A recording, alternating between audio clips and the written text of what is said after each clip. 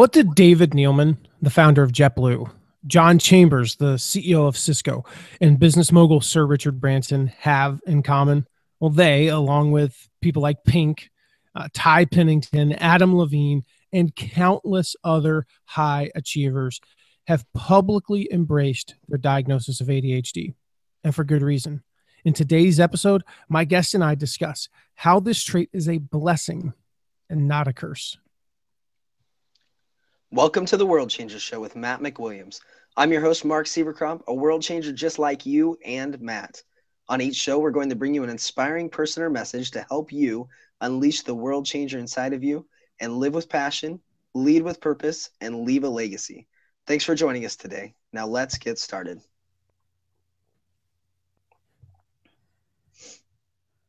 Hey everyone, welcome back to the World Changer Show. You're listening to episode 83. And as always, you can find everything Matt and I talk about on the show notes page at mattmcwilliams.com/083. And Matt, I also want to mention to the folks that, again, there is a video cast of this episode that you can find on the show notes page. And it's a behind the scenes, uncut video. So you're going to see our mess ups. You're going to see our mistakes. You might see Matt rapping or singing 90s pop music. I don't know. Anyways, it's totally uncut. It's a lot of fun. We're just, giving you a behind the scenes look. So that's, again, available at mattmcwilliams.com/083. So, Matt, today we're sharing your interview with Dr. Dale Archer, whose book, The ADHD Advantage, goes on sale today, actually, the day that this releases on July 28th. And, full disclosure, I have not read the book, but I have listened to your interview, and I've read over the notes you made when you were preparing for the interview. And I've got to say, it's a gold mine. I mean, even for people, I think it's important to point out, even if you don't have ADHD, this is an important episode for you to listen to, and I think you're going to get a lot out of it about how our brains work. So before we get into it, let's take a moment, and we're going to thank a few people that have left us ratings and reviews on iTunes. All right, so it looks like we have 8 here this week, which gets us up to 400 and however many. We've lost count at this point. That's good. Yeah. And there's one I see that's actually kind of an ironic one. I'll do that one last. So we have Becky Bayer, Omar Pinto, John Chung in DC, B. Solette, username The Future Glimpse, and Robert H. Robinson in Yashu 2, who apparently got on board a little late to iTunes because just Yashu was already taken. So that stinks. And then the last one, and this is ironic, and we did not actually plan this. We really didn't. These are in chronological order of when they left a review, but ADHD Rewired. That's the name of a podcast. ADHD Rewired left a review, and so that's kind of cool. I think that one is. Thank you for your timely review. Yeah, your timely review. So we also had a couple, just ones that we highlight every week, and I just want to give an extra shout out to Becky Bayer, and you'll see why I highlighted this one. It's a little ego stroke here. It says Matt is funny and very inspiring, and he brings good people into the show. Really worth listening to. So thank you. I try. And Robert H. Robinson, who said, I love Matt's insight. It inspires and motivates me. And this is the part I love. He says, I'm a life coach, and I highly recommend Matt's insight to anyone. Awesome job, Matt. So thank you, Robert, for recommending me to your clients. I appreciate that. So yeah, thank you to all of you. And we've talked about it before, but the reason why we do this, the reason why we highlight these is just to take a moment to say thanks. But the reason is when you leave a rating and review, it helps, just like on Amazon. The more ratings and the better those ratings are on a show or on a product, the higher it ranks in the search on Amazon. It's the same way with iTunes. And so every time you leave a rating and review, look at it this way: you're helping to reach somebody. You're helping to get this message in front of someone else, and that message could be what does for them what the mission of the show is, which is to unleash the world changer inside of them. It could change somebody's life. And that sounds like a little bit hyperbole, but it's not. Every time you leave a rating and review, it can have that big of a positive effect. Absolutely. And you can find the links to leave a rating and review on the show notes page at mattmcwilliams.com/083. So Matt, without further ado, let's jump into the episode. Today's guest is a medical doctor, board certified psychiatrist, and distinguished fellow at the American Psychiatric Association. He is the founder of the Institute of Neuropsychiatry in Lake Charles, Louisiana, a radio and television show host, author of the New York Times bestseller Better Than Normal, and the brand new book that is available today, The ADHD Advantage. Enjoy Matt's interview with Dr. Dale Archer. Rule number one of recording a podcast is turn off your cell phone. And so for the next 20 seconds or so, we're going to listen to my cell phone and beep at me from across the office. It's like, ding, ding, ding. All right. So in that case, it's like, we don't have transition music. So I'll just sing.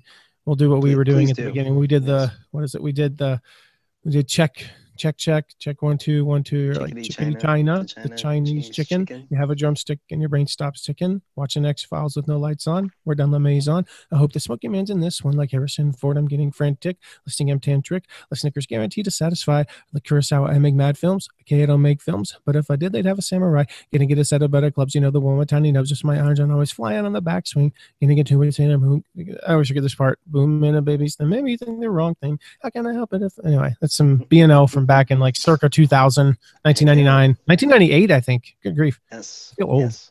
I wasn't even in high school yet when that song came out. That song is like 17 years old. That's weird, isn't it? That's like I was getting my haircut recently. I'm sitting in the chair and I heard the original album version of Round Here by Counting Crows. Wow. And we just saw them in concert. That's this actual poster. Signed by the band. And we got to see them in concert last December. And I'd never seen them in concert. I've been a fan of them for literally 20 years when we saw them. It was like September 1994 that I became a fan. But I had not heard the album version of Round Here, only live versions. I had not heard the album version in at least a decade, I think. And I heard that, and I just I'm listening to it. I completely tuned out. I apologize to the lady who cut my hair. I just was like mesmerized. I'm like, I haven't heard this in forever. And I realized, wow, I'm old. All right. You ready? Yeah, we are. All right, Dr. Archer, welcome to the show. Good to be here. Well, I guess the best place to start, we're talking about this book, The ADHD Advantage. I think the best place to start is tell the audience, like, what exactly is ADHD? Because I think it's kind of, for some people, it's this mythical thing that either doesn't exist or everybody they know has it. But what exactly is it? Well, of course, it stands for Attention Deficit Hyperactivity Disorder. And it has a long history in the Psychiatric Diagnostic Manual. But, actually, that particular term, which at the time it was ADD, they left the H out, didn't come along in the manual until 1980. And so I feel very fortunate about that, because when I went through elementary school, I clearly met the criteria. I clearly would have been diagnosed, yet they didn't have a diagnostic term for it. So I was in luck. Otherwise, I think I would have ended up on Ritalin or Adderall or something similar. But essentially, this is a diagnosis where you have, as the name implies, you may have hyperactivity, but you typically do have impulsivity, you procrastinate, you have difficulty concentrating, you have difficulty focusing your attention on the work in front of you. And so I think most people pretty much would, when they think about it, know someone who would meet the criteria. But it's pretty much just what the name implies, that you have trouble with attention. The hyperactivity is interesting because everyone doesn't have the hyperactivity, but typically in younger kids you see it. In adults, not as much. I'm still hyperactive, and I'm almost 36. Well, so it'll be interesting to know that a recent study that came out that found that those ADHDers like myself and like you, we do better on performance tests. They actually did a study on this when we fidget and move and just or squiggly. Yeah. That helps us think better, and so it's something that I've always known. And often when I'm doing a radio show and I'm on the phone, I'll be pacing back and forth because I do my best talking, my best thinking, and all when I'm moving. So. Oh yeah, I'm the same way. I actually, I'll go for walks. That's how I best think is, when I'm on the phone is I go for walks, and my wife gets annoyed sometimes, and I tell her this is how I function. If we're in a meeting, I'm doodling. Yeah. If you go back, and I'm telling her, like, that's actually how I will hear everything you say. If you take the pen out of my hand, my mind will start to wander. But when I'm just kind of aimlessly doodling, I'm actually hearing better. And it's so funny if you go back and look. I've got my journal here in front of me, and from interviews and stuff. If you look at my journal of interviews and business meetings, I've got more artwork than I do notes. You know, and the interesting aspect about that is that they found in the study that those without the ADHD diagnosis did not do better on the test when they were allowed to fidget and move, but the ADHDers did. So clear-cut evidence, as I talk about in my book, that, look, our brains are wired differently, not necessarily better or worse, just different. And so we have different things that we will do better at and different ways that we will be able to perform better. No big surprise, but it's good to see it come out in a study. That's exciting. Yeah, no kidding. That explains a lot about my childhood. And even to this day, you know, one of the biggest reasons I have a standing desk. I mean, I'm sure if you watch me, you know, I'm back and forth all over the place, and that's just, but that's how I process things a lot better. So how does someone know if they actually are ADHD, and more importantly, like, okay, so maybe you take, I know there's a diagnostic tool in your book, but what do they do with that information? Well, I mean, I think that if you are not having trouble living your life the way you choose to live it, then I certainly wouldn't want to slap a diagnostic label on someone. So I think that's really important. The key to the book is that we are in a self-created epidemic of ADHD diagnoses. When I say self-created, I mean everyone from the psychiatric groups to the doctors treating patients to the teachers to the pharmaceutical companies to our pop-a-pill mentality, quick fix culture, I want to fix it now. All of those things have conspired to raise the rates of ADHD to now most will agree that it's about 11% of the population have received a diagnosis. And of course, when you think about it, that's 1 in 10, and this was in kids from 5 to 17 years of age, carry this diagnosis. And if you're a boy, it's even higher. Girls, a little bit lower. So it's gotten out of control. I mean, you know, stimulant prescription medications now are a multi-billion-dollar industry, about $9 billion as of 2 years ago. And that's gone up about 5-fold over the last 15 years or so. So it's growing rapidly. And my book is basically saying, look, when you receive that ADHD label, everything is negative. I mean, it's bad. You're not going to be able to focus. You're not going to be successful. You're not going to do well in school. You're not going to be able to hold a job. Everything you do in life is going to be difficult and hard.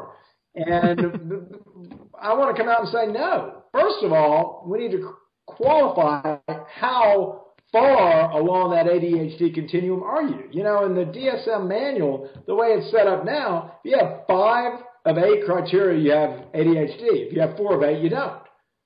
So my argument, and I talk about it in the book, it should be along a continuum from 1 to 10.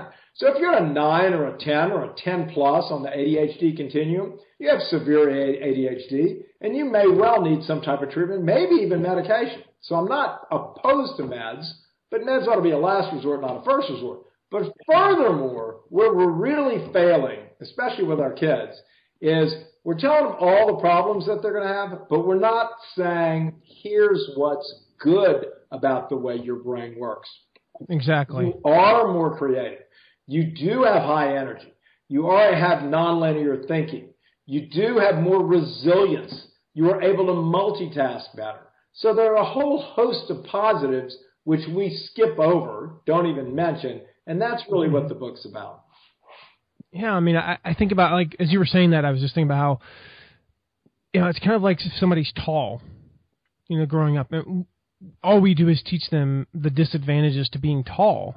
But think about all the advantages. Yes, I'm more cramped on an airline. My wife's not even 5 feet tall, and so she has more legroom than she knows what to do with. You know, but I can reach things that are on a high cabinet without a stool, you know. But imagine if you told a kid his whole life, you're tall, and here's all the things that are wrong about that. It's going to be a disaster. What does that do to them? I mean, I wonder if that has something to do, I'm going to probably jump on a soapbox here, so bear with me. But, when I read the statistics that you share in the book, 15% of school age boys, is a 53% rise in the last decade. So clearly, there could be some factors, like we could say video games and things like that might have a small... No. I know. I'm saying people might... I have to interject here, but no, that's actually a very hot topic right now, saying that, it's our technology culture that is causing this rapid spike of ADHD. Yeah, but Nothing it's not. could be further from there. That's absolutely wrong. You were born with your brain like this. It doesn't develop from playing video games or being on text message or Snapchat or Instagram.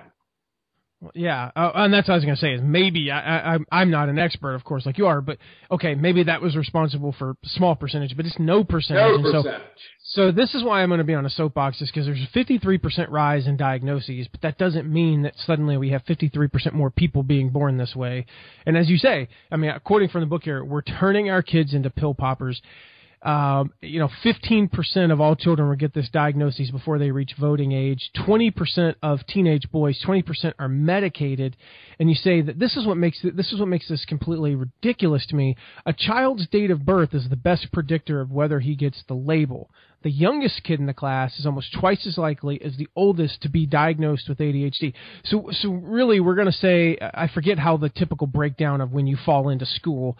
So basically what that means is if you're born in August, you have somehow magically, because you were born in a summer month, you have twice as likely, to be ADHD. So we're telling parents, don't have sex in October, basically, because your kids, it's ridiculous, because that proves that there's not things that are making more kids ADHD than before. It's just that, like you say, we're turning age-appropriate immaturity. Heaven forbid a 7-year-old make a fart joke in class. Let's just be real.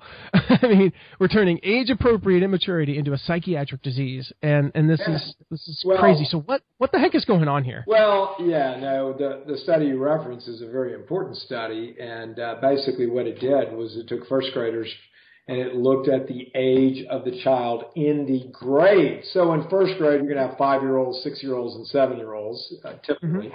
And it broke it down even further by month. So the number one predictor across the board of an ADHD diagnosis was exactly what you said. It was the earlier they were born to go into that grade. So the younger they were, the greater the likelihood. And it was overpoweringly positive finding. So, and it's in many cases we're looking at immaturity. In the old days when we treated ADHD, there was a mantra that, kids will outgrow it by the time they get to college. Well, what we realize now is that you're born with the brain the way it is. You're not outgrowing it. When you get to college, first, you're able to take subjects you like. You're not in this regimented 8 hours a day of class where you have to sit still behind the desk. You're actually walking from class to class. You have some time in between. And you can study in your own way, shape, and format. And so all of those things we know now, if we could take those traits and bring them into the high schools and into the junior high schools, then I suspect the kids with ADHD-like traits would have much less difficulties than they do now, because we're telling them you have to conform and do it like everybody else does. You can't do it your way.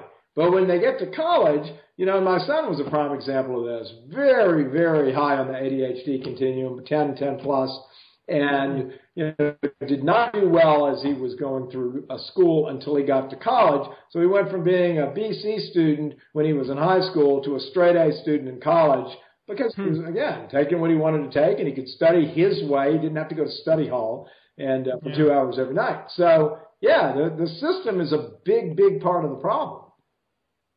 Well, there's another stat that you talk about, and then I'll jump off my soapbox and we'll get practical here.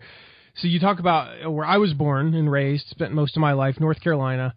You talk about how there's 3 times more diagnoses of ADHD in North Carolina, which is actually where, when I think it was 6 or 7 years old, where I was diagnosed with that. And my mom was like, no, you're not putting my son on pills. I'll take him out of school before we do that. But So there's 15.6% in North Carolina versus 5.6% in Nevada. So I mean, clearly it's not environmental. What's the difference in those two states? Well, I will tell you that actually there's a brand new set of data that just came out in the last few months, which has placed my state, Louisiana, now at number one. So we passed North Carolina with the highest. Oh, congratulations!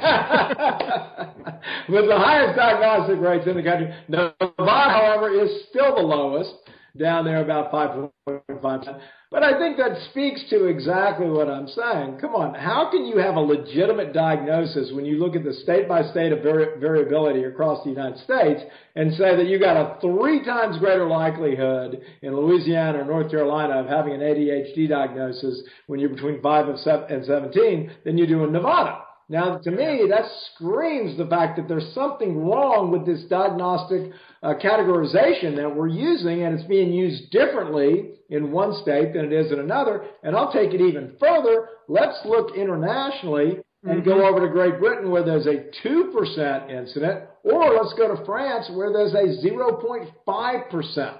So at the end of the day, the diagnostic criteria are sorely being misused in many, many cases. And the least we can say is that there is no uniformity in this diagnosis from state to state or from country to country. And to me, that lends credence to the question that I raise: is this really a diagnosis or just a compilation of traits that go into this so-called diagnosis?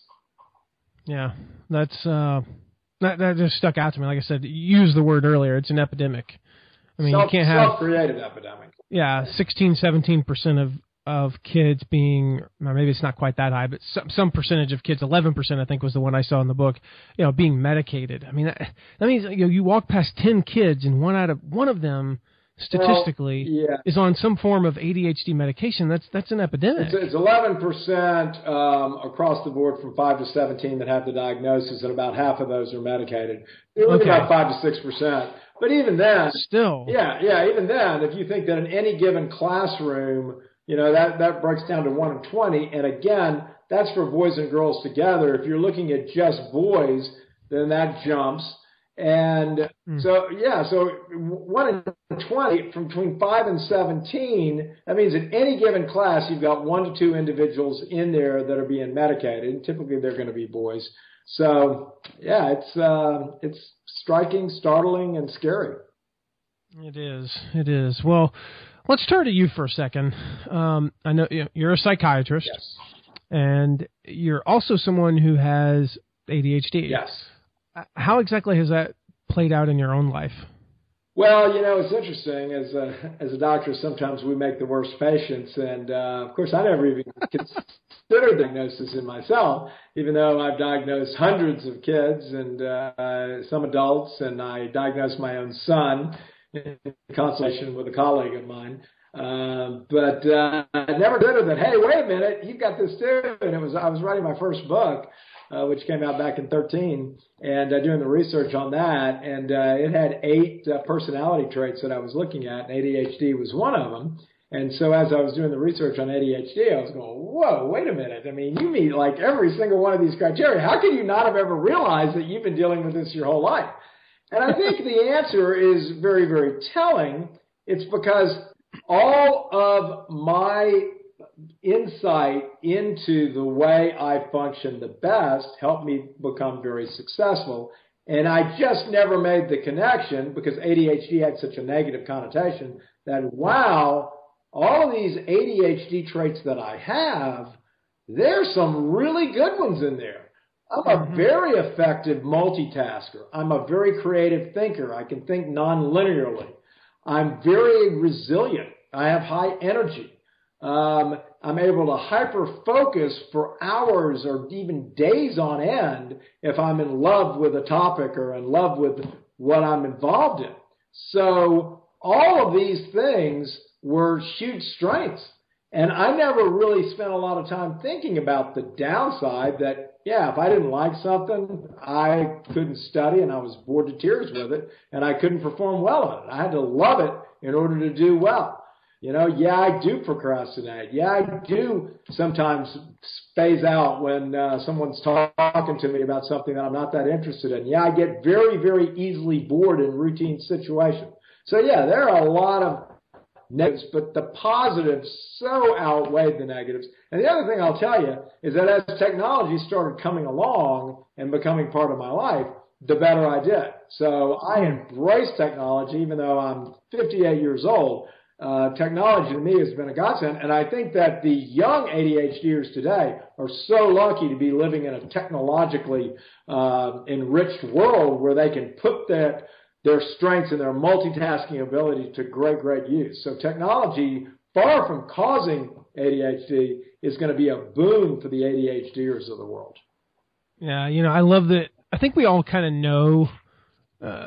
You look at the name, attention deficit hyperactivity disorder, and we look at, well, what are the negatives? Well, attention deficit and hyperactivity. Yeah. That's pretty well summed up, yeah. Those are the negatives. But I love that you touch on, it's like, okay, there's 2 negatives, but there's 40, 50 positives. You mentioned ability to multitask. The reality is, the studies show most people actually don't have that ability. Yeah. They what's the study? I forget what it was in the book. The one thing I think that showed that, most people, when they're multitasking, their brain, the way that I forget what it was, but it was basically the equivalent to being to having smoked a joint. Yep. Well, it's interesting. But some people aren't like that. They actually can multitask and thrive. Well, you've made a very good point there, because interestingly, the studies show that when they put the ADHDer against the non-ADHDer and say, okay, and they give them tests in order to test how well they multitask,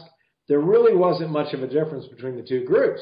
So you're thinking, wow, well, maybe it's not a strength. But no, the difference is, and this is my personal experience and in the individuals, patients that I've dealt with, hundreds and hundreds of patients, the difference is the average person becomes very stressed out with this multitasking routine and doesn't like it. So yeah, they can do it and they can do it okay on a test, but it's not fun for them. It's not something they would choose to do. The ADHDer, on the other hand, loves it. To them, it's like, it's their crack. I mean, yeah, it's Christmas. Yeah, well, how many things can I do at once? Because I'm loving every single one of them, and this is how my brain loves to function. So that's the difference. The ADHDer does it well and can enjoy it, and does enjoy it. Yeah, so you also mentioned, the hyper focus. I think for me, it's like the perfect example, and it's funny, this happened right after I started reading your book, was probably at 8:30 one night, I started doing a puzzle. Not exactly the most engaging thing. It was 1 a.m. before I could stop, and that was because I forced myself to go to bed. For 4.5 hours, I didn't go to the bathroom. I didn't eat. I looked up and I'm like, oh, it's 4.5 hours later, and I've been doing a puzzle. Yep. And so when I'm actually enjoying something or just want to complete it, it's insane how hyper-focused my brain is. So those are 2 positives. What are some of the other positives? Well, I want to touch a little bit more on hyperfocus, because it is so important for the ADHDer. And you don't have to be ADHD to be able to hyperfocus. But the thing with us is that we need that hyperfocus to be successful, because the average person can sit down and they can research something they're really not that into, but they have to do it. Let's say it's their job and their boss said, I want you to tell me everything you can about long distance trucking fuel mileage. So, the good employee will sit down and research it and get all the data and then make a presentation. Well, now as an ADHDer, we don't have that luxury, because if we don't love whatever the topic is that we're looking into, we're not going to do well, because our brain is going to be all over the place. It will be bored to tears. So finding what you love is a mantra that we tell everyone, but for the ADHDer, it's imperative for us to do well. And the advice I give to anyone who asks is that, look, I can't tell you how to find what you love, but I can tell you that the best thing you can do, and what the dozens of people that I interviewed for my book did, is they had multiple jobs. They tried multiple things. And then one day they start this job as a chef, for example, for Bobby Chen, who's the world famous chef that's in the book, and voila, he found his love. So sometimes it's not easy. I had a couple of people in there that have been through 40 jobs until they finally found the one that just they can't imagine doing anything else with their life. So yeah, that's the hyper focus. To touch on another one, we talked about the multitasking and the hyper focus, but resilience is one that seems counterintuitive, because you would think that anyone with a brain like ours that's jumbled and easily bored and has trouble focusing from time to time is not going to be a brain that's going to do well in stressful situations or in times of very, very difficult times. And what they did was a study. It was a small study, only about 35 students. They were college students. Half had ADHD, half did not. None of the ones that had ADHD were medicated.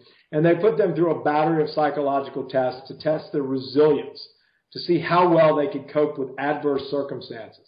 And they found that the ADHDers did much better. So the way I like to think of that, there are two take-home messages for me in that. Number one, we're allergic to boredom. We hate being bored, but we thrive in times of crises because our brain is activated. We're at our best. And then number two, when you have to make it all the way to college and go through grade school and junior high school and then high school and cope with ADHD all the way through in a system that's not designed for ADHDers, you become a pretty resilient individual. You just making it to college is a big deal for us. Yeah. So that's the take-home message. But add resilience to that list of criteria of the pros for ADHD. I love that. Wow. My mind's racing, believe it or not. That's a good thing. So you're hyper-focused. So on that, I mean, so there's obviously there's positives and there's negatives. I wouldn't really call them. I would just call it, there are strengths and there are weaknesses, just like there are with every single human being. Of course. But so for this, I mean, are there any? I guess I want to say like any jobs, professions, careers. Careers is the word I was looking for. Are there any careers that are especially suited to people with ADHD where it actually would be an advantage to have it? Well, what I did with the book is I wanted to make very, very sure that I covered multiple careers because I didn't want to pigeonhole and say, these careers are what you should look at if you're an ADHDer. But I will say this, just about any career will work, but there's certain tracks within that career you need to choose. For example, if you're an ADHDer, you're probably going to be very well, if you're a doctor, as an emergency room physician because it's high stress, you're multitasking, you have a lot going on, it's chaos oftentimes, and we thrive at that. So you don't get a chance to be bored. On the other hand, perhaps being a cancer doctor and having to do intricate workups and diagnoses may be rather boring to you. If you're an attorney, you're probably going to be a lot better as a trial attorney than you are as a tax attorney sitting down and crunching numbers all day long. So the message of the book is the career is not that important, but it's how you build and structure your career that's going to make the difference. So Bobby Shen, the chef, for example, he travels and does performances in cooking all around the world. I think, and he said that he would probably get bored just sitting at one restaurant and cooking day in, day out, being a chef. Howie Mandel, another example, loves doing stand-up routines, loves doing the live performances, thinks that if he were involved in a sitcom situation, not so much. So again, it's how you structure your life around your traits. And any career can work, but you got to put some thought into what aspect of that career you're going to focus on. Makes sense. Makes a lot of sense. I know.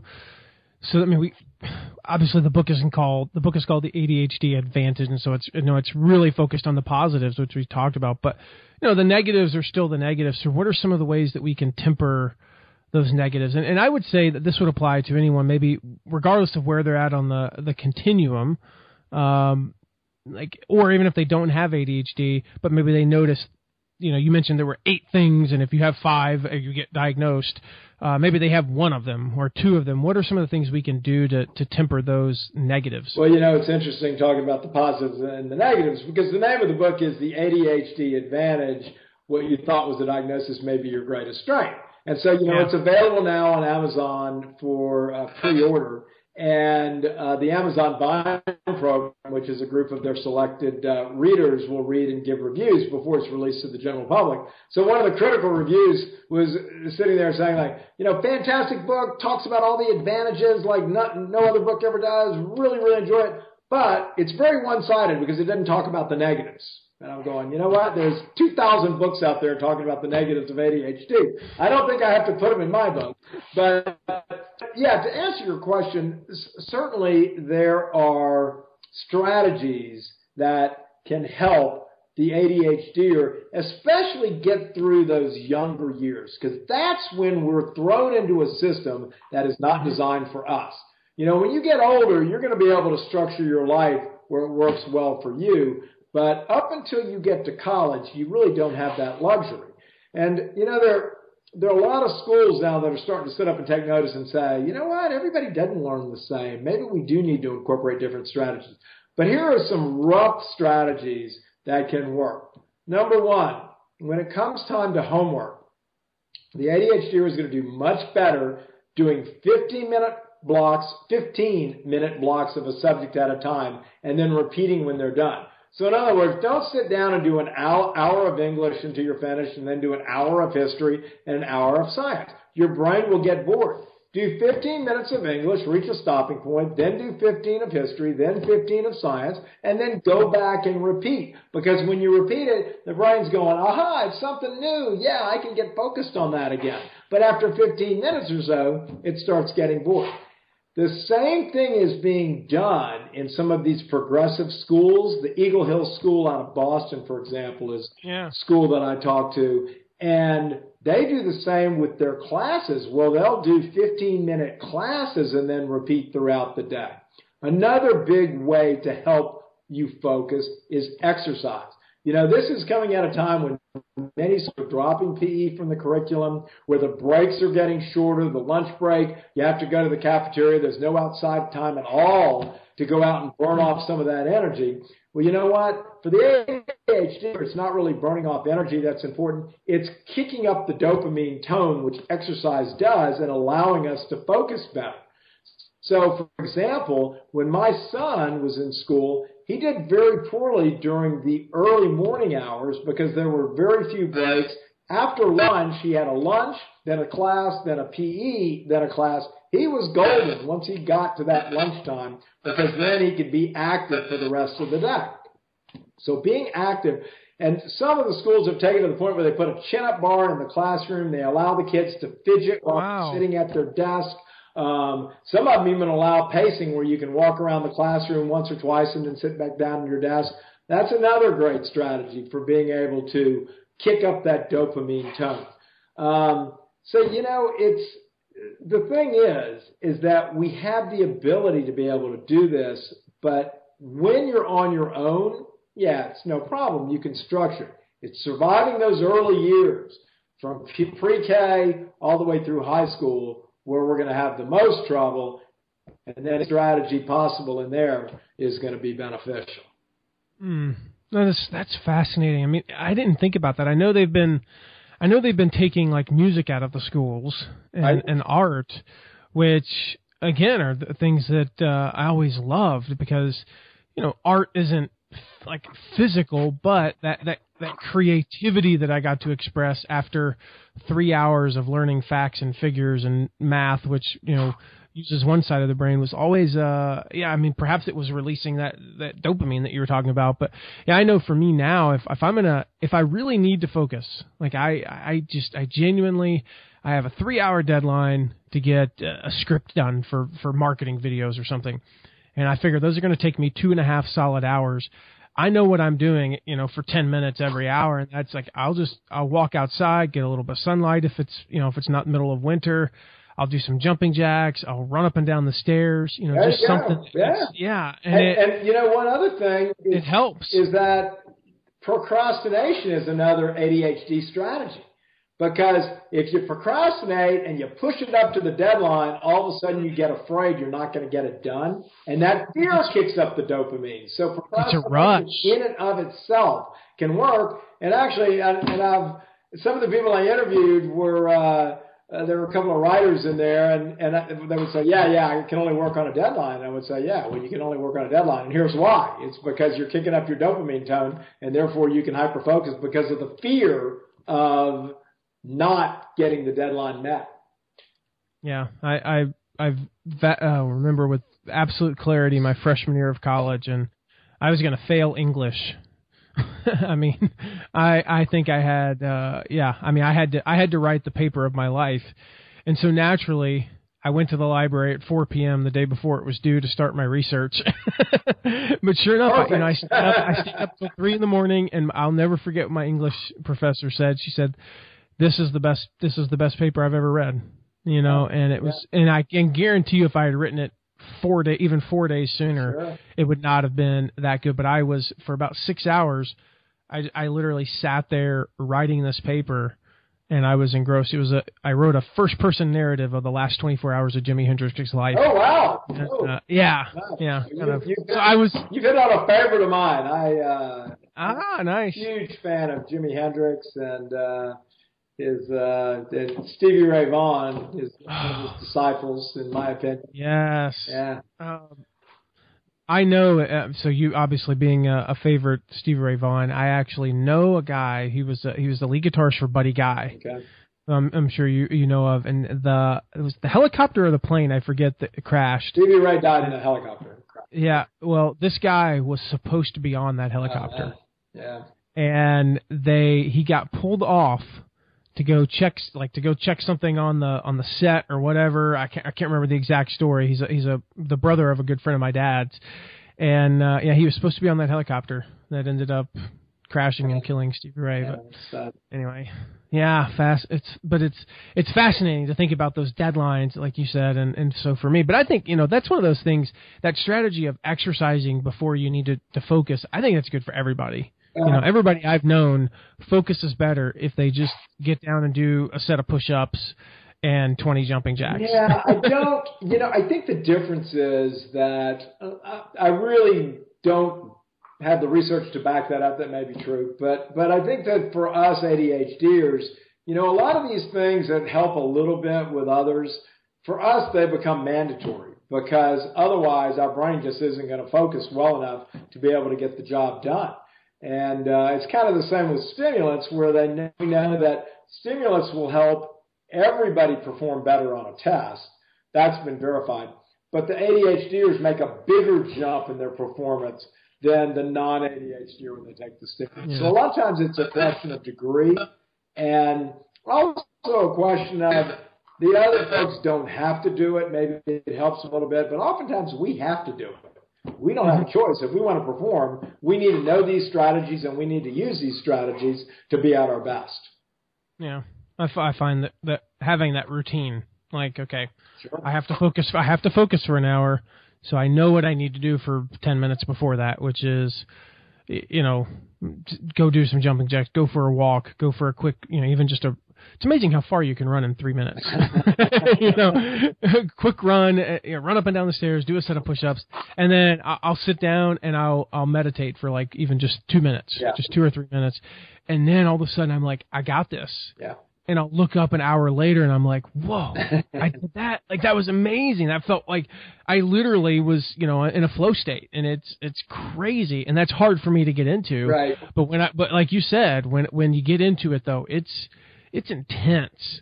Wow. I think that maybe people who have never experienced that have a hard time understanding, because that's just how they operate normally. I think, like you said, I mean, it's kind of that pendulum, like for 1 minute I'm completely all over the place, and the next minute it's fun.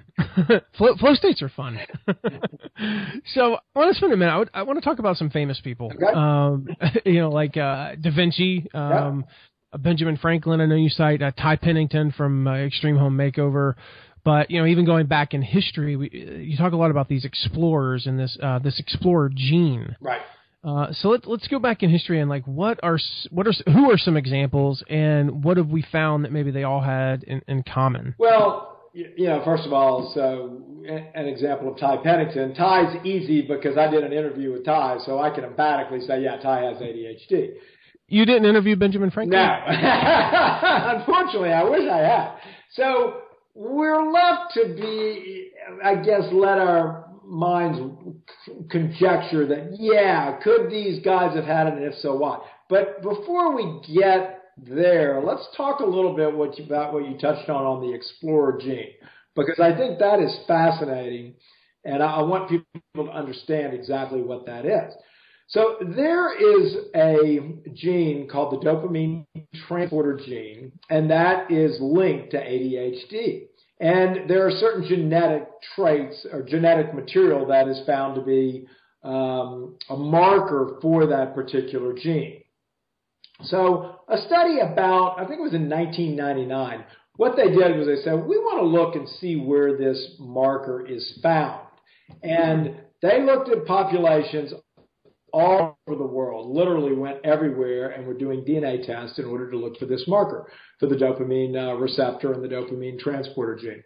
And what they found was that with indigenous populations, i.e. people that lived in a place and had been there for hundreds of years, weren't just freshly relocated there, but they found this gene at the far edges of the earth. So in Tierra del Fuego, in Siberia, in Alaska, in Australia, places where the explorer go and go and go until he couldn't go anymore. He reached the end. So you reach the tip of South America, that's pretty much as far as you can go. And what they postulated was that these were the wanderers, the explorers in early modern man and our ancestors back then. And they speculated, and I would speculate along with them, that these were people who became very, very bored with the simple village life when times were good. And then rather than sit around and live in a village, and we're talking, of course, Stone Age here, perhaps even pre-Stone Age, that rather than sit around and live in a village, they wanted to go out and explore the world. And in many cases, they kept going until they couldn't go any further. So then I'm often asked the question, they go, wow, that's a wonderful trait, that's a wonderful gene. If it's that good, why don't we find it in everybody? Well, here's the thing.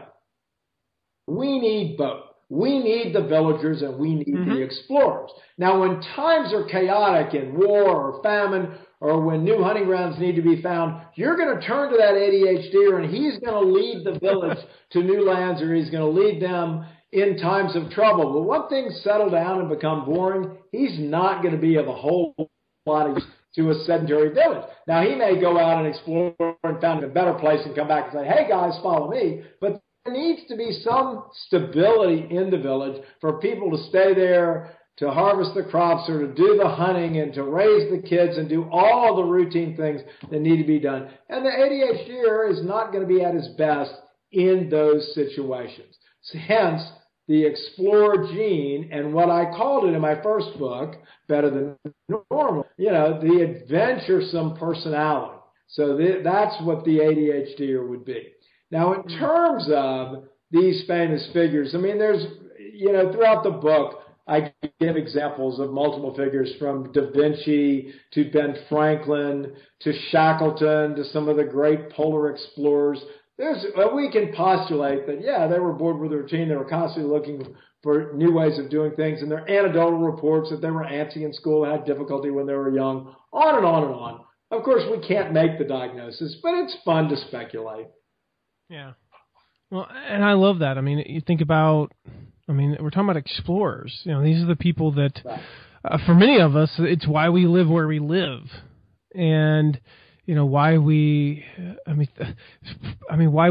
have images of the earth and things, all the benefits that we have and all the cool things that we see. I mean, some of the, I'm trying to think of some of the examples that you cite in the book. The founder of JetBlue, I forget his name. Actually, I did. I interviewed David Neelman, and David Neelman. Yeah, he was a phenomenal guy, and really 10+ on the ADHD scale. He came right out and told me, he said, if I could take a magic pill to make it go away, I wouldn't do it.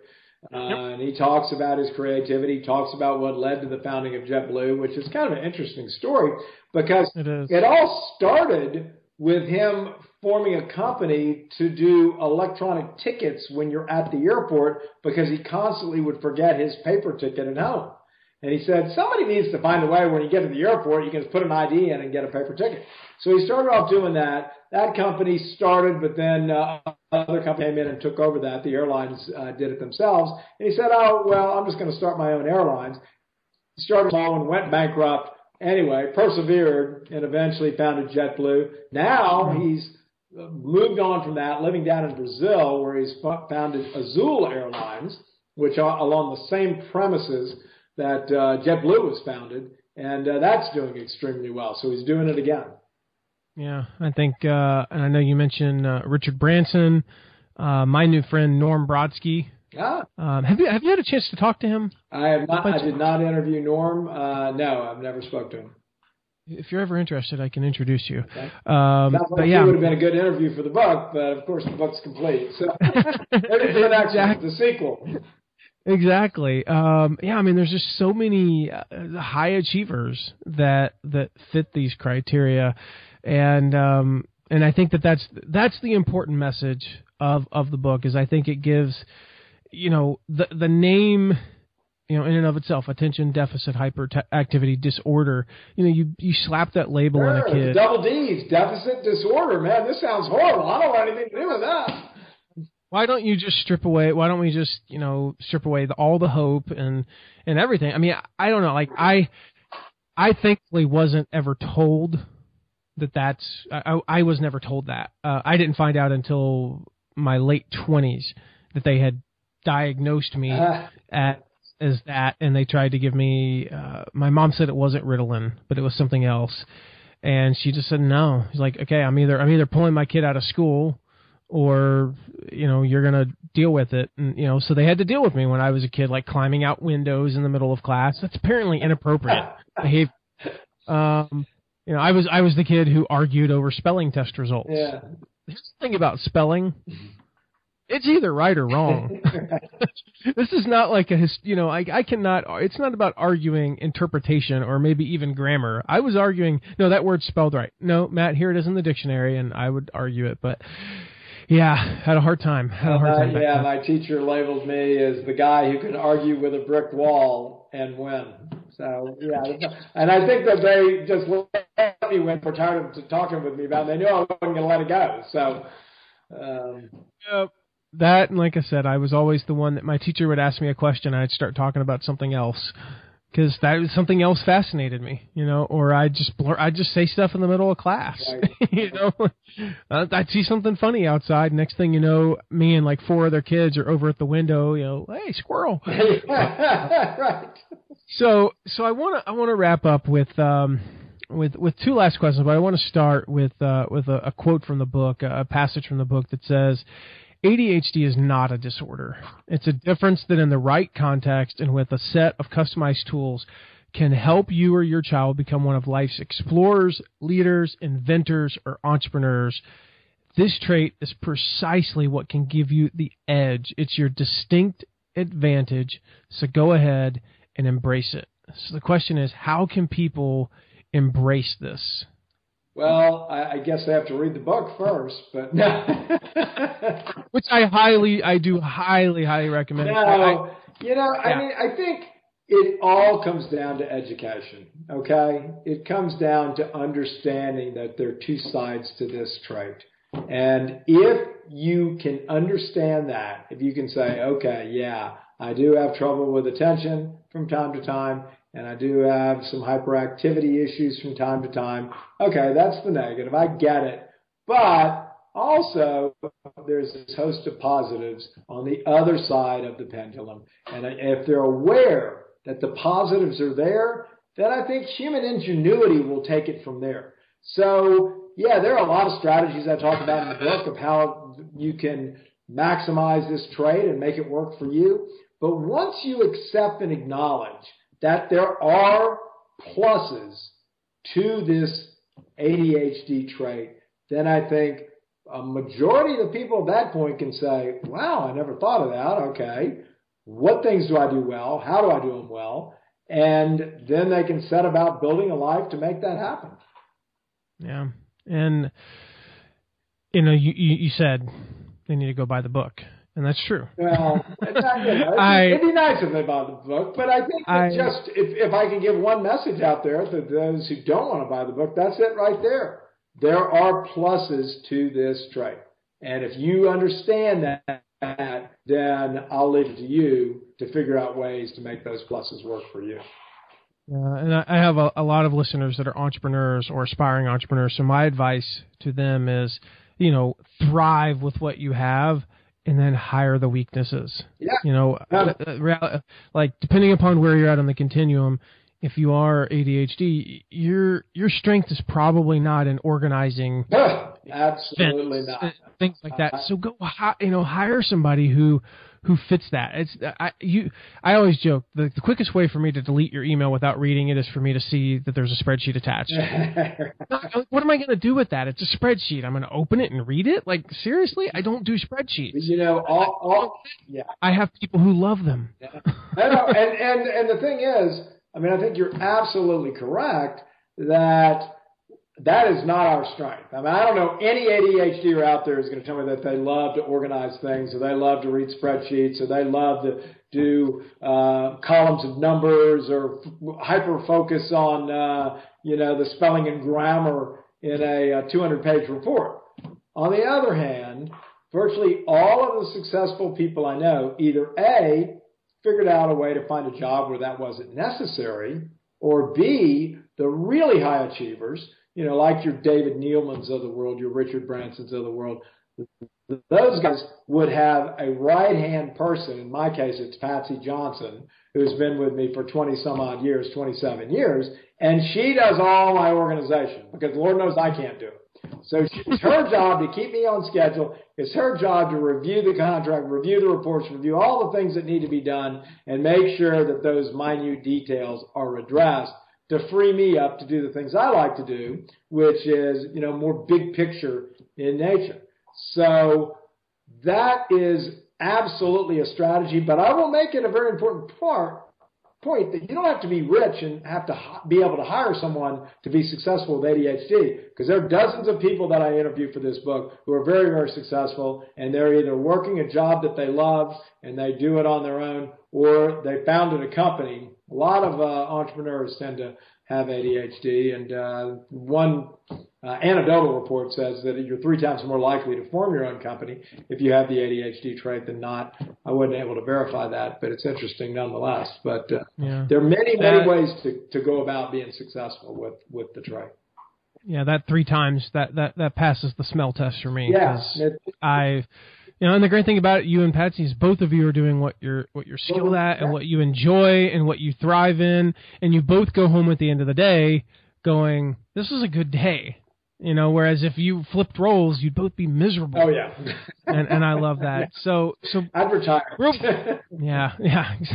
Real quick before my last question, Doctor, you and I were talking before the show, but I did feel it was appropriate to say, because I was jokingly saying, I know you said everybody go buy the book. If you are diagnosed, or you think you may be, or someone who is, I do highly recommend this book. It's one of those few books. I said it was like kind of hard for me because I was probably get a little emotional, but it's one of the few books that I've read that I went, wow, I see so much practical stuff that applies to me, and along with inspiration, it's changing the way, because I've gone through this phase in life over the last 5 to 10 years where I spent a lot of time seeing, here are my faults, and here, I'm like, I see where I don't have skills and I don't have certain talents, and I'm like, man, it really sucks that I don't have those.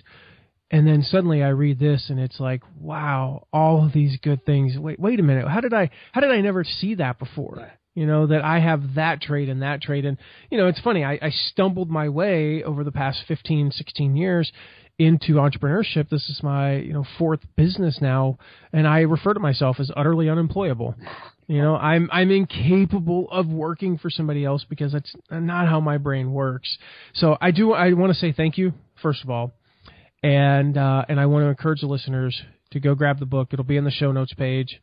Go grab that. Grab a couple copies, one for you and one for anybody else that you know that this book can help. So thank you.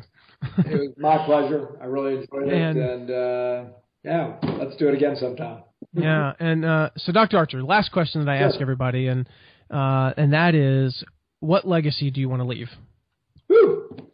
You know, I mean, I would say that it's funny because I've been a multiple business owner throughout my life. I'm a psychiatrist. I founded a psychiatric clinic. I've had a long-standing private practice. Toward the latter part of my career, I've morphed into being more an administrator for the psychiatric clinic that I founded. But I've also done other businesses, from real estate to venture capital to diamonds to banking to oil and gas. I mean, the typical ADHD are just multiple ideas, but nothing has really captured my heart the way writing these two books. And I include Better Than Normal, my first book, because it does have a chapter on ADHD, and it really is the springboard that led to the ADHD Advantage. So I would say that I would hope my legacy would be as the guy who let the world know that ADHD has a lot of advantages and that we need to rethink our diagnostic criteria. We need to put that along a continuum. We need to encourage the kids that have it and let them know that there's a lot of good things that they're going to be very, very successful at as they go through school. We need to revamp our school system in order to be able to accommodate these different ways of thinking and learning and being. And I think if I can play some small role in that, I think that would be a pretty good legacy. That's awesome. Well, guys, he is helping people to see ADHD as an advantage, not a disorder. He's helping all of us, ADHD or not, to find beauty in the way that our brains work uniquely, and he's giving hope to a lot of people. I know that. Dr. Archer, you are a world changer. Thanks so much for being with us today. I really enjoyed it. Thanks for having me. Wow, that was an unbelievably informative interview, Matt. And I've got to tell you, the topic of ADHD, it seems like it's a really hot topic right now. I was preparing for this interview, and it seems like I think it was no less than 3 articles on major news sites where they were talking about ADHD. So I guess my first question to you is, why do you think this is such a huge topic right now? Why is everybody talking about it? Well, there's a chance, like I did at the beginning of the interview, that I could jump up on a soapbox here when we talk about this issue. So bear with me. But, you know, I point to the statistics. I mean, here are the statistics that we sort of shared in the interview. 6.4 million American kids. That's 11%. Between the ages of 3 and 17, 15% of school-age boys will be diagnosed with ADHD. So, I mean, we're talking about, you know, it's 11% of the the school-age population. That clearly that's a big newsmaker. You know, what else do 11% of school age kids have other than, you know, raging hormones? Sometimes, I don't know, you know, even that's not true because 7-year-olds don't. You know, half of those are on medication. So basically we have about 5.5%, 6% of the kids in school are on some sort of medication for this. They're being medicated for this problem. And I did the air quotes there for those who couldn't see. And I think the reason why it's news now compared to, say, a decade or 2 ago is that's a 53% increase in the past decade. And the thing is, I mean, we're turning our kids into pill poppers. We are literally turning our kids into drug addicts. I mean, that's what these are. They're drugs. We're turning them into drug addicts. And it's, you know, like I said, it's medicated 6%. It's estimated that 15% of all children, boys and girls, will get the diagnosis before they reach voting age. So we're going to go from 11 to 15%. And I don't believe, and we talked about this in the interview, Dale talks about this in his book. This isn't video games. It's not Diet Coke. You know, Dale cut me off in the interview like, no, it's definitely not video games. In fact, there is research that proves that it might actually help kids who truly struggle with this to learn how to focus. Because what can a kid do? Sit for 6 hours at a time and play a video game. And you want to tell me that they're easily distracted? I can't, like, sit for 6 hours and do something like that, and you want to tell me that they have a problem? No, that's like an extreme focus. And so, again, the percentages are getting crazy. 20% of, I think it's like 20% of teenage boys are now medicated or they estimate in the next decade will be medicated for this problem, for ADHD. Right. And interestingly, and I can't remember if we talked about this in the interview, but the most interesting thing is a child's date of birth is the best predictor of whether he gets the label. So in other words, there's always that cutoff for whether or not they go to the next grade, whether you start kindergarten or not. And you can't start if you're younger than this. And, you typically wouldn't start if you're older than this. The youngest kid in class is almost twice as likely to be diagnosed with ADHD. So, you think about that. Is there anything that says that a kid born in July is somehow different in nature at a macro level, not at a micro level, but at a macro level, that a kid born in July is somehow different from a kid born in April or December? There's not. This is clear. I mean, this is clearly, most cases are either diagnosed incorrectly or certainly medicated incorrectly. And we're treating this thing with a pill rather than just let kids grow up.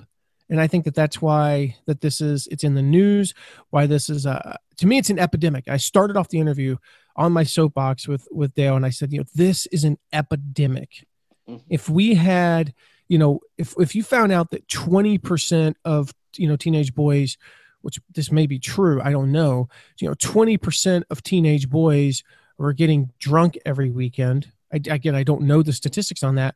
Wouldn't we say that that's an epidemic? Right. Totally. Well, this to me is an epidemic, and it's a problem that needs to be addressed. And we, I think there's a variety of problems. I'm not criticizing the pharmaceutical industry. There are plenty of reasons to, but I'm not going to for purposes of this. And maybe some of you listening are in the pharmaceutical industry, but I think it's a combination of many problems, and none of which are necessarily related to technology or video games or, like I said, Diet Coke or, whatever. None of them are. It's a big money problem. And I think it's also, to a certain extent, it's a systemic problem in our schools and with some parents and with some administrators. Right. And again, I could get up on a soapbox. This is not the criticize teachers hour, but the reality is there are some bad teachers. Right. There are some bad school administrators. There are some bad parents. And when you have that, and then you have this easy, like, hey, this kid's acting up, he's causing a few problems, and I really don't want that because I've got 27 years in this industry. I'd rather just sedate him. Right. Well, some of them do that, unfortunately. And then you have untrained doctors and all that. So that's a long answer to a short question, Mark, but that's, I'll get off my soapbox now. I was going to say, be careful as you get down. Thank you. I think you're right. And I know you're right. But at the same time, I was just thinking, when I was growing up, I remember there was one kid in my class every year that, everybody knew he had it was ADD at the time. And I think, even though I think it's misdiagnosed a lot, it seems like there is a lot more understanding about what it is. And I think Dr. Archer's book does a lot to further that conversation. But I remember growing up and it was like, oh, he has ADD. He has to, take this pill or whatever. Whereas now when I hear of somebody having ADD or ADHD, I'm like, oh, okay, cool. Whatever, that just means that they're not going to be an accountant, so I think there is I think some strides in that sense, but I think you're right. It does need, there are people that don't have it, but are just getting diagnosed because the school system isn't set up to deal with it. So yeah, if Richard Branson had been born 20 or 30 years later, he'd be on Ritalin. I don't know that he'd be I don't know that he'd be, on the cover of every business magazine. It's somebody that people look up to. I think same with David Neelman, I don't know that he would be where he is. And I think in the book, it's David Neelman's brother. I forget his name, but he has in excess of level 10 ADHD, according to the diagnosis. He's like a 12, which I think is like the highest you can get. And he said, I do take medication sometimes, but he manages it in a way. He says, I make sure to fast from the medication for at least a few weeks a year. I only take it when I need to focus. So he doesn't just wake up in the morning and pop the pill and then spend the rest of the day in this, catatonic state, basically. Right. He uses his ADHD. You know, he uses this, what Dr. Archer calls bingo brain. He uses that when he needs it. You know, brainstorming is a great time to use that. And then when he says, when I need to focus, you know, okay, like I've got something I need to focus on for 4 hours, then I will take it. But he said, you know, he's to the point where he's taking like 2 or 3 pills a week instead of, I think it was like 21, which is what they say he's supposed to take. Wow. And so that's an example of somebody who is saying, you know, yeah, I've been told I'm supposed to do this, but I'm going to manage it. I'm going to take responsibility for this, and I'm going to manage it my own way. I'm a responsible adult, and I can make a decision. Is that what you're saying? Exactly. Yeah. Heaven You know forbid, right? I want to remind people as we go forward that, again, you can get the links to everything we're talking about, including the link to Dr. Archer's book, The ADHD Advantage, and the video cast unedited on the show notes page at mattmcwilliams.com/083. So, Matt, I don't want to be clear. I mean, I've not been diagnosed with ADHD, though sometimes I feel like I have some of the symptoms, and I might joke about it sometimes when I'm at work and I don't want to do something, or I'm, you know, I can't stay focused on it. So I don't know, maybe I do, but as you say in the interview, you were. So, I mean, we're at different sides of this. And so for me, as someone who does not have it, one of the things I really loved about this interview was this idea that we all think and we learn and we process information in different ways. Because I think it's hugely beneficial for everyone listening to this interview, because maybe you don't have ADHD, but we all are a little bit different, and we all process things a different way. And so that was the biggest thing I got, because that gave me encouragement for me. You know, when I don't learn the way that somebody else does, it's like, oh, that's okay. It's not the end of the world. And even more so, I think it gives me encouragement as a parent, you know, because I really worried about this for my daughter. I mean, my daughter is someone that she doesn't like just sitting. She wants to be doing things. She wants to be coloring. She wants to be talking to people. She wants to be helping someone. And, you know, my wife and I have had this concern that, you know, what if she gets to school and she's labeled the bad kid, you know, which hasn't happened yet, but what if she does? Or what if she's, you know, told that, you know, she needs to sit down and she just can't do it and she's not learning that way. And we've had lots of conversations about that, about how, okay, well, then we need to step up as parents and we need to teach her in the way that she learns. And I think that's the downfall of the school system. But this episode gave me such hope in realizing that it doesn't mean your kid's broke. It doesn't mean you're broke. It just means that you need to say, okay, this is how we learn. Now I need to go find the way to teach that person or teach that child in a way that will help them learn. And they can be a hugely successful member of society. They can contribute. They can do all these things. So I guess as someone who experiences the benefits of ADHD and, you know, let's be honest, some of the challenges, what is the biggest thing you learned or you took away from this interview? Well, for me, I mean, I'm 36 years old, and I was diagnosed when I was 6 or 7 with then ADD. And I asked my mom about it recently because I didn't remember this. I said, you know, what did they try to put me on? Mm-hmm. And because I wasn't entirely sure if Ritalin was around back then, and she couldn't remember what they tried to put me on, but she refused. She just said, no, mm-hmm.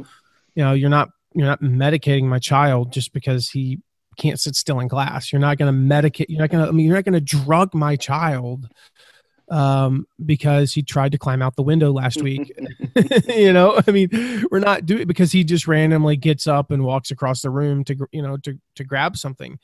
And, you know, the funny thing is, when I was growing up, it almost became like a game. I mean, I hate to say this, mm-hmm. but it became like a game because I would not be, quote unquote, paying attention.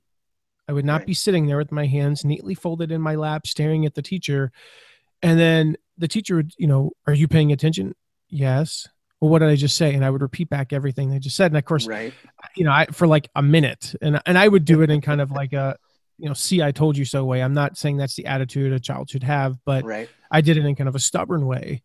Mm-hmm. But the reality is I did hear everything they said. Mm-hmm. And even if I was doodling, you know, there's research that shows, I think there's a TED talk on this that shows that doodling can actually help you focus. Right. For whether you're ADHD, non-ADHD, whatever. And, you know, for me, I haven't embraced the diagnosis. I don't believe that I have ADHD. Okay. I do believe that I have some of the symptoms, mm-hmm. And some of the things. And I think that many people do, just like you said. You know, we could all look at a single question on the "Do you have ADHD?" test and go, "Oh my goodness, I have ADHD." You know, it's just like, it's like you go to WebMD when your throat hurts, you're like, I have cancer. No, you don't. Right. you swallowed a bug. Right. Calm down. So we all have, at any point in time, we have a symptom of fibromyalgia. We have a symptom of cancer. That doesn't mean we have those things. Mm-hmm. So I think the biggest takeaway, well, actually, let me go back and say it's a challenge. Don't get me wrong. Right. There are challenging aspects right. of how my brain works and how and I'm probably a level 8 or 9 on the scale of 10, and how somebody who is a 10 or 11 or 12, even like David Neelman's brother, there are challenges. It's hard. It was not easy for me in school. It is not easy for me to sit through a 90-minute meeting. It's a challenge, but man, you get me going, and it's like, you've worked with me for a short time. And one of the advantages is I'm really great at ideas on the fly. Yep. Because I'm not a linear thinker. I have that bingo brain where I can be like over here, over here, over here, and over here all at the same time. Right. And that is an advantage. And I think when you use your strengths, when ADHD is similar disorders, they have so many advantages. That's the biggest takeaway from this book and from this interview. And for somebody like me, reading this book, I mean, it was a ray of hope in my life.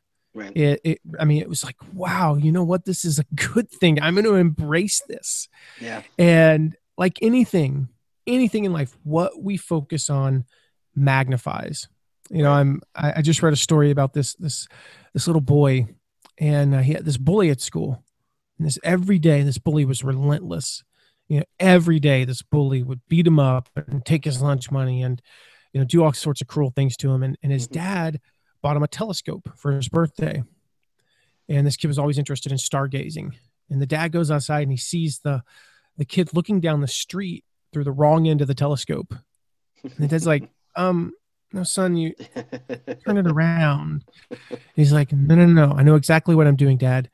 I'm watching my bully, because when you watch through a telescope the opposite way, it makes everything smaller. And he said, right now, that bully looks so small that I'm not afraid of him.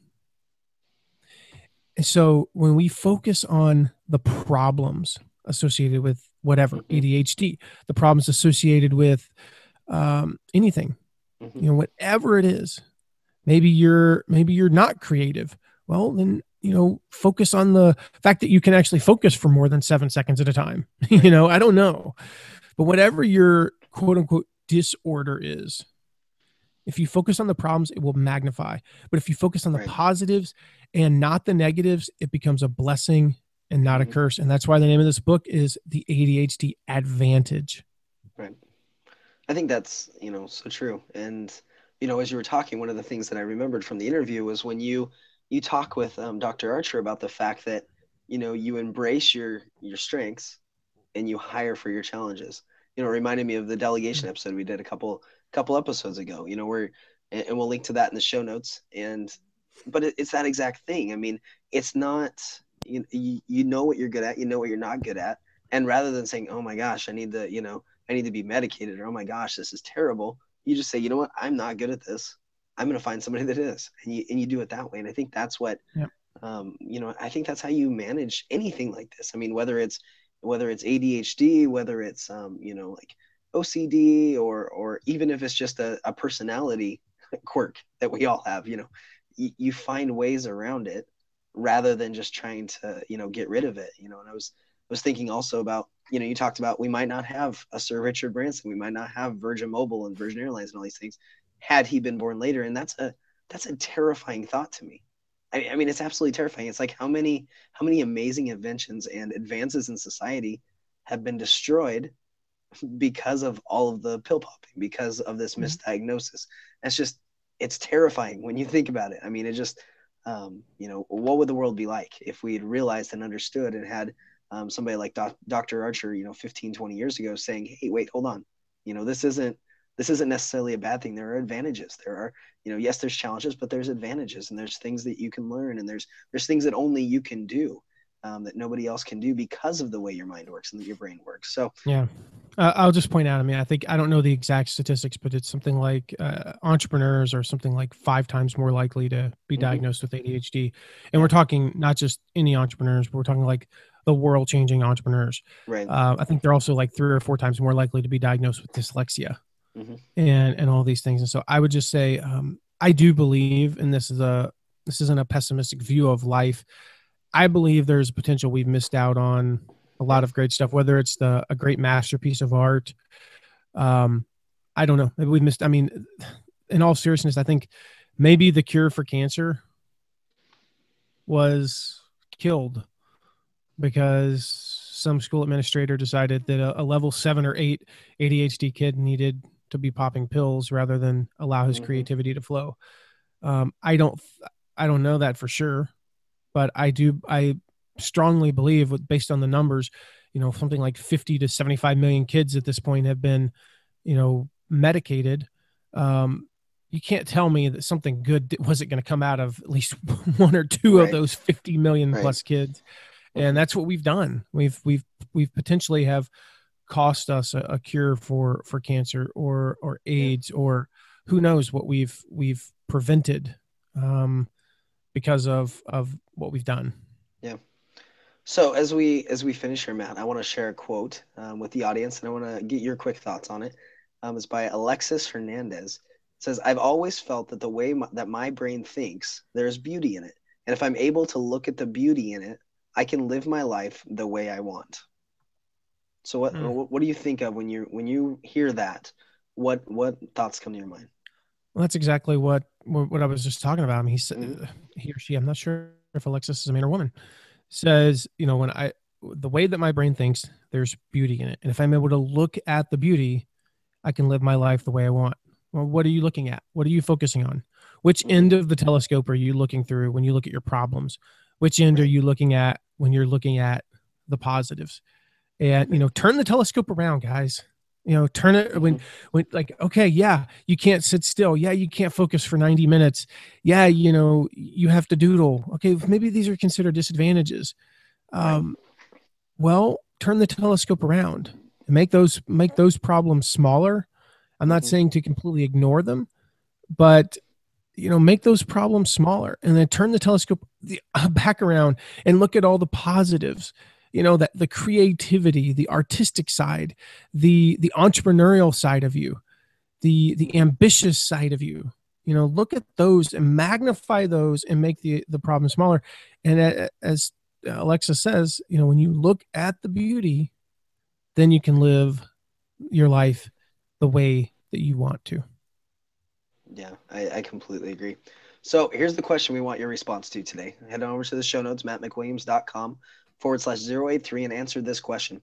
What is something in your life that could be considered a disability? Let's do the bunny ears or the air quotes, a disability, but is actually an advantage. I think everybody has one of those. So answer that question for us again. What is something in your life that could be considered a disability, but is actually an advantage? And Matt, we also want to give people, if they would like, you have put together a worksheet that is called Learn, or it's what is it called here? I can't find it. It's called how to turn your biggest disadvantages or perceived disadvantages into your biggest assets. Okay, so exactly what we've talked about today. And so people can get that by going to the show notes page, and I think that's going to be a big help to you if you have a disadvantage that you feel like you can't get over. Like Matt said, I mean, this is something that he's learned to do, and he gives you the tools to be able to do that as well. So again, you can find that at mattmcwilliams.com/083.